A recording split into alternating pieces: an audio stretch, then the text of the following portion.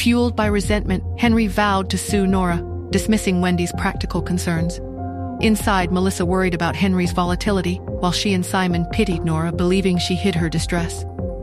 The next morning, a reporter arrived, stating Henry contacted them, claiming Nora refused to speak with him.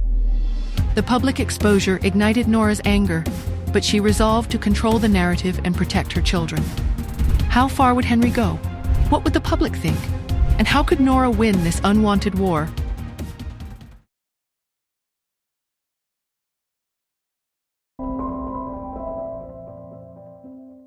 Just as I reached the bottom of the stairs, the cacophony of voices hit me like a physical blow.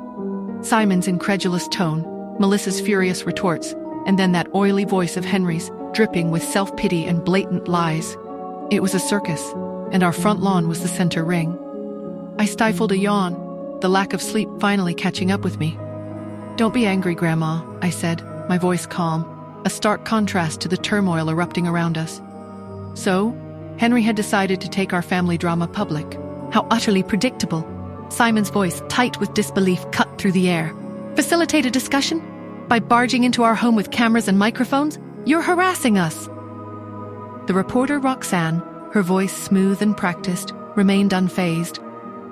"Don't be so dramatic, sir. This is a live broadcast. The more agitated you become, the more it will appear that you're in the wrong. Let's all take a deep breath and try to explain what's really happening. You're family, after all. There's no such thing as a family feud too big to be resolved." Melissa's lips curled in disgust. "We don't need your help resolving anything." Roxanne, her gaze unwavering, finally addressed the core issue. "I understand your reluctance, but I need to speak with Miss Smith directly. May I know where she is?" Then, Henry's voice, amplified by a microphone, boomed through the air, laced with a theatrical indignation that made my stomach churn. "She's probably still asleep. That daughter of mine has never been one for hard work. She never gets out of bed before noon. She doesn't lift a finger to help anyone, and she certainly doesn't care about her own child. She just lets everyone else do all the work." Melissa's face flushed a dangerous shade of red. "That's a blatant lie. Nora works tirelessly to provide for her children. She had serious health complications after giving birth and needs more rest than other people. And she has never asked us for a dime. She earns her own living."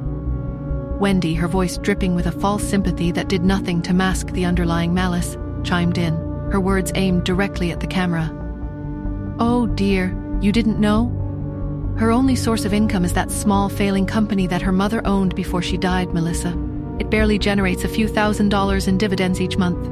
Melissa was about to unleash a furious retort, when Henry, sensing a shift in the public sentiment, held up his hands in a gesture of mock appeasement, his eyes wide and seemingly sincere for the camera. Now, let's all calm down. I'm not here to fight. I'm just here for my child today. I'm not trying to take her away from you, but I'm still her father. How can you justify keeping her from contacting me? We're family. Blood is thicker than water." His eyes reddened with forced emotion, his voice trembling with a carefully crafted vulnerability. Even to my jaded eyes, Henry's performance was sickeningly effective. He had that earnest, seemingly honest look that some people inexplicably found trustworthy. I could practically see the comments section of the live stream lighting up with sympathy for the poor, wronged father. Then, Wendy decided to escalate, her voice taking on a tone of wounded maternal concern.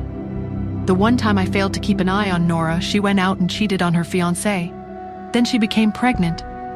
She insisted on keeping that child, even though we told her we would help her find other options."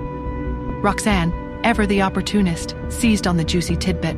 "Why didn't the two of you want her to keep the child?" Wendy's reply was swift and carefully rehearsed. "The child's father is practically a criminal. He wouldn't do the honorable thing. He didn't even try to ask to be her husband and take responsibility. Nora was only 19 years old at that time, so of course we did everything with her interests in mind. That's why she distanced herself from us.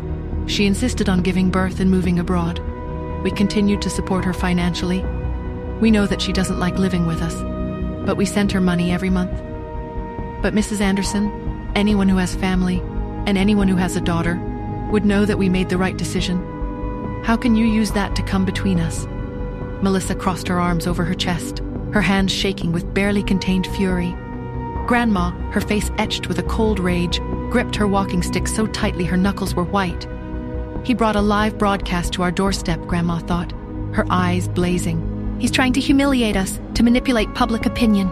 She slammed her walking stick against the polished floor several times, the sharp cracks echoing through the tense air. It was a clear signal, a silent demand for action. I stifled another yawn, my gaze settling on the camera, on the red light that indicated we were live. It was time for my close-up. Was I ready to reveal so much? To lay bare the scars of my past? What would be the cost of this public confrontation? And could I truly win against their practiced manipulation, the relentless need for control? The red light of the camera stared back at me, a silent demand. What would I say? What would I do? And what would be the devastating fallout? Hi, Nora here. If you are wondering what happens next, then download the Pocket FM app and listen to the exciting episodes of Saving Nora Now with the link in the description.